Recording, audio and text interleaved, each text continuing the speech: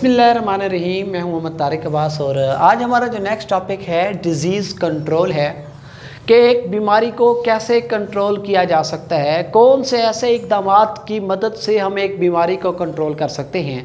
तीन हमारे पास मेन इसके पॉइंट हैं। नंबर एक, प्रिवेंटिव मेजर्स।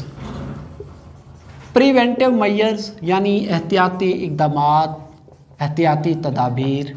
नंबर टू पर वैक्सीनेशन या इम्यूनाइजेशन, वैक्सीनेशन या फिर इम्यूनाइजेशन, इम्यूनाइजेशन यानी इम्यूनिटी पैदा करना। नंबर थ्री पर ड्रग ट्रीटमेंट। आज जो हमारा जो टॉपिक होगा इसके पहले दो हिस्सों पर मुश्तमिल होगा, तीसरा हिस्सा हम सेपरेट करके पढ़ेंगे। आज हमारा जो पहला टॉपिक है प्रिवेंटिव मेजर्स, एहतियाती तदाबीर। हम कहते हैं भाई जो एहतियात है वो इलाज से बेहतर है।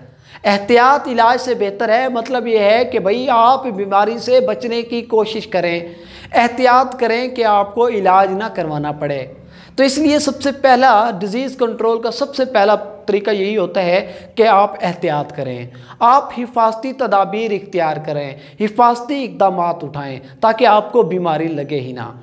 जैसे आजकल कोरोना की वबा का मसला है, इसमें भी हमें क्या कहा जाता है, हिफाजती तदाबीर इख्तियार करने को कहा जाता है कि हम उस बीमारी से कैसे बच सकते हैं। बीमारी से बचने के लिए जो पहला स्टेप है, सबसे पहला स्टेप वो है कि आप बीमारी से बचने की कोशिश करें।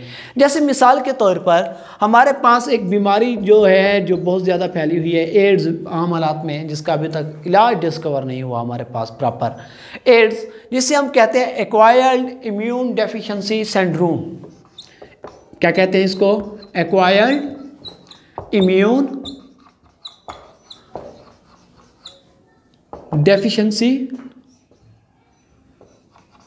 Deficiency syndrome. अब देखिए, सिंड्रोम जहाँ आ जाए इसका मतलब होता है बीमारियों के मजमूए की बात की जा रही है, एक ही वक्त में बेशुमार बीमारियों की अलामात की बात की जा रही होती है। एक्वायर्ड इम्यूनो डेफिशिएंसी सिंड्रोम एक ऐसी बीमारी है जो कि एक वायरस जिसे कहते हैं HIV यानी ह्यूमन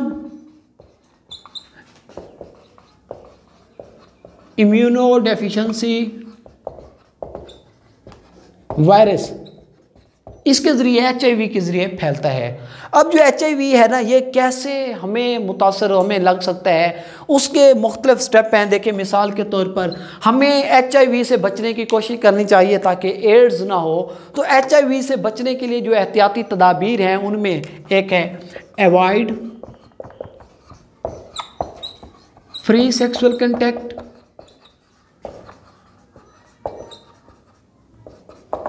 सेक्सुअल कंटैक्ट फ्रीली तौर पर इससे बचना चाहिए, अवॉइड करना चाहिए। नंबर टू पर हमारे पास है ब्लड ट्रांसफ्यूजन। अब ब्लड ट्रांसफ्यूजन के अंदर मैं आपको बताऊं, इसका मतलब होता है कि ब्लड किसी एक शख्स को से दूसरे शख्स को लगाना।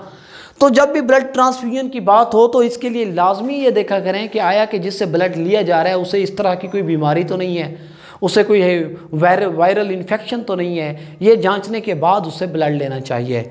नंबर थ्री पर कंटेमिनेटेड सिरिंजेस।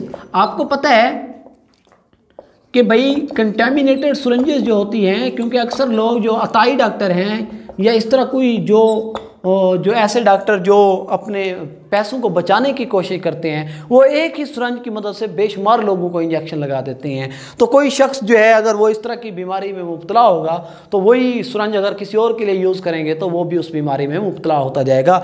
इसलिए कंटेमिनेटेड सिरिंजेस और सर्जिकल इंस्ट्रूमेंट, इन चीज़ों का ख्याल रखना चाहिए कि ये वो यूज़ नहीं करने चाहिए जो कंटेमिनेटेड हों। इसके अलावा एक और भी है जिसे हेपेटाइटिस वायरस, एच वायरस जिसे कहते हैं, पोलियो का हेपेटाइटिस का सबब बनता है। ठीक है, अब जो हेपेटाइटिस का सबब बनता है उनमें भी ये तीन बातें कॉमन आ जाती हैं, ये वाली। ब्लड ट्रांसफ्यूजन हो गया, कंटेमिनेटेड सिरिंजेस हो गया और सर्जिकल इंस्ट्रूमेंट, इनकी मदद से फैल सकता है। इसलिए हम किसी भी ऑपरेशन के बाद सर्जिकल इंस्ट्रूमेंट को स्टीरिलाइज करते हैं, उन जरासीमों से पाक करते हैं। ये हमारे पास वो तरीका है प्रिवेंटिव मेजर जिसमें हम हिफाजती इक़दामात अपना कर इन बीमारियों से बच सकते हैं। दूसरे नंबर पर हमारे पास है वैक्सीनेशन या इम्यूनाइजेशन, ये वाला पॉइंट।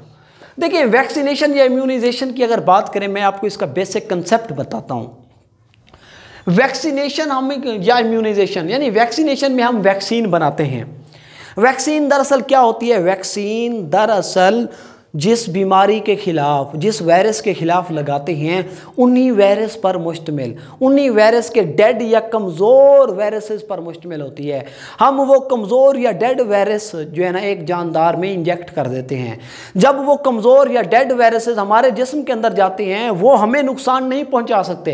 क्यों? क्योंकि वो या तो कमज़ोर होते हैं या फिर डेड होते हैं। लेकिन हमारे जिस्म को पता चल जाता है कि इस तरह की भी कोई चीज़ होती है जो हमारे जिस्म के लिए नुकसानदेह है, इसलिए हमारा जिस्म उन डेड जानदारों के खिलाफ क्या बनाता है? एंटीबॉडीज बनाता है।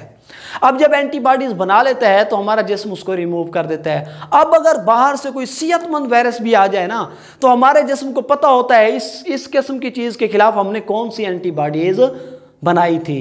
हमारे जिस्म के अंदर यादाश्ती सेल्स होते हैं जो फ़ौरन उसके ऊपर अटैक कर देते हैं।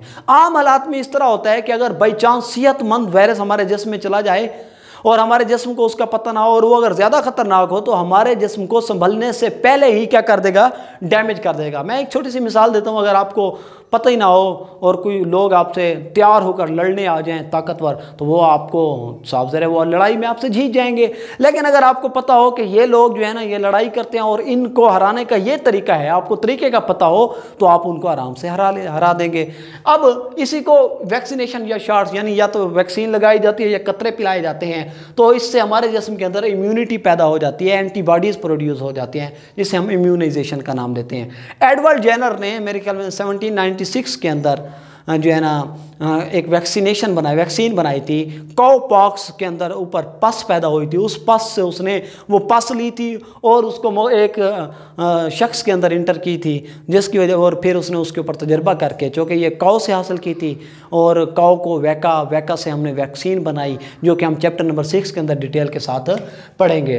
तो इस तरह से हम क्या करते हैं? वैक्सीनेशन की मदद से हम वैक्सीनेशन या शॉट्स लगा के जिस्म के अंदर इम्यूनिटी पैदा करते हैं, और जब हमारा वैक्सीनेशन लगा लें या इम्यूनिटी पैदा कर लें, तो फिर उस तरह का वायरस या बैक्टीरिया, हम वायरस और बैक्टीरिया के खिलाफ ऐसा करते हैं, उस तरह का वायरस या बैक्टीरिया अगर हमारे जिस्म के अंदर भी चला जाए, तो हमारा जिस्म ने ऑलरेडी एंटीबॉडीज़ बना रखी होती हैं, इसलिए वो इसके ऊपर कवर अप कर लेंगे। इस वक्त भी वो शख्स जिसके अंदर, मिसाल के तौर पर हम आजकल कोरोना वायरस से लड़ने के लिए हम कहते हैं प्लाज्मा हो। प्लाज्मा दरअसल प्लाज्मा किसको हो? यानी जिस शख्स को वायरस हुआ हो, कोरोना वायरस, और वो सेहतयाब हो गया हो। सेहतयाब तब हुआ होता है जब उसका जिस्म उसके ऊपर काबू पा ले। जिस्म कैसे काबू पा लेता है? उसके खिलाफ एंटीबॉडीज़ बना के। अब ऐसे शख्स के अंदर से हम प्लाज्मा जब लेते हैं तो उस प्लाज्मे के अंदर एंटीबॉडीज़ होती हैं। अगर वो प्लाज्मा किसी और शख्स को लगाएंगे तो उसका जिस्म को भी पता चल जाएगा कि ये वाली एंटीबॉडीज़ इस कोरोना को नुकसान पहुँचा रही हैं, ख़त्म कर रही हैं, तो वो उस तरह की एंटीबॉडीज़ प्रोड्यूस करना शुरू हो जाएंगे और वो उस मरीज़ की सेहत बेहतर हो सकती है। ये हमारा आज का टॉपिक है। नेक्स्ट हम ड्रग ट्रीटमेंट पढ़ेंगे इंशाल्लाह नेक्स्ट लेक्चर में। तब तक के लिए अल्लाह हाफ़िज़।